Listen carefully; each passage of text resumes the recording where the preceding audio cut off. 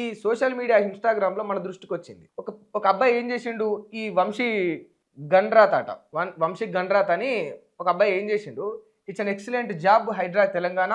మరి ఫాతిమా కాలేజ్ సంగతి ఏందని ఒక క్వెషన్ మార్క్ వదిలి ఒక కామెంట్ పెట్టాడు. దానికి మన హైడ్రా తెలంగాణ అఫీషియల్ వాళ్ళు ఇచ్చిన ఆన్సర్ చూడుండ్రి మీరు. Very soon waiting for court final orders. సిగ్గాని ఉన్నదా అని నాకు అర్థమైతలేదు కానీ ఈ కోర్టు యొక్క ఫైనల్ ఆర్డర్స్ కోసం వెయిట్ చేస్తున్నారట. కొన్ని వేల ఇండ్లు ఎసోంటి ఆర్డర్లు తీసుకోకుండా కూల్సిరు కదా, మరి అప్పుడెందుకు కోర్టు ఆర్డర్ల కోసం వెయిట్ చేయలేదు? పేదల గుడిసెలు కూల్చడానికి కోర్టు ఆర్డర్ల కోసం ఎందుకు వెయిట్ చేయలేదు చెప్పు నువ్వు?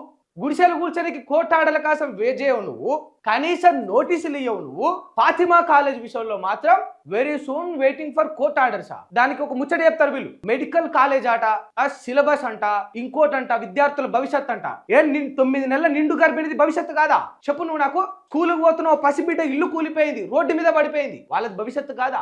ఆ ఇటుక పిల్లల మధ్య వాళ్ళు పుస్తకాలు ఏరుకున్నారు, వాళ్ళది భవిష్యత్తు కాదా? అయినా ఇప్పుడు హైడ్రా మొదలుపెట్టి 1.5 year అవుతుంది. ఈ 1.5 years లో ఫాతిమా కాలేజ్ లాంటి ఇంకో కాలేజ్ ఎన్ఎంసి దగ్గర పర్మిషన్ తీసుకొని, నేను గతంలో కూడా చెప్పిన, షిఫ్ట్ చేయడానికి ఆస్కారం ఉండే కదా. అరే బిల్డింగ్ మాత్రమే మారుస్తావు బై, బిల్డింగ్ మార్చి ఇదే సిలబస్ అక్కడి నుంచి కంటిన్యూ చేపిస్తావు. సంబంధిత పర్మిషన్స్ తీసుకొని పాసిబిలిటీకి ఉన్నది కదా chance. Waiting for court orders అంటే సిగ్గు అనిపించింది నాకు, ఇజ్జత్ అనిపించింది మాకు. ఫాతిమా కాలేజ్ విషయంలో, ఈ ఎంఐఎం నాయకుల విషయంలో కోర్టు ఆర్డర్ల కోసం ఎదురు చూసే హైడ్రా మా పేదల గుడిసెలు కూల్చడానికి మాత్రం ఎందుకో కోర్టు ఆర్డర్ల కోసం ఎదురు చూడదు?